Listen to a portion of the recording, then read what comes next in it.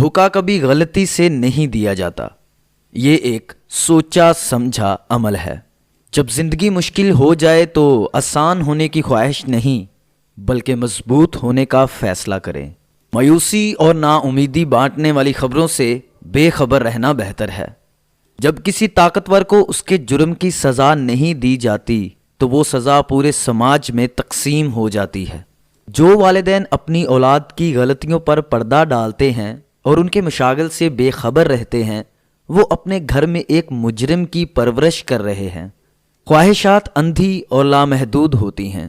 ضرورت کا شعور حاصل کر کے خواہشات کو کنٹرول کرنا ہی آزادی کہلاتا ہے۔ ناکامی کا ڈر اگر جیت کی خوشی سے بھر جائے تو ناکامی یقینی بن جاتی ہے۔ مجھے جب بھی کسی طاقتور دلیل کا سامنا ہوا، میں نے اپنی رائے بدلنے میں کوئی شرمندگی محسوس نہیں کی۔ آپ کے راز کی ایک ہی شخص بہترین دیکھ بھال کر سکتا ہے اور وہ آپ خود ہیں۔ اگر آپ ہی اپنا راز از خود تک محدود نہیں کر سکتے تو دوسروں سے یہ توقع کیسے کر سکتے ہیں؟ ہر کام کرنے کا ہمیشہ ایک بہترین طریقہ ہوتا ہے، چاہے وہ انڈا ابالنا ہی کیوں نہ ہو۔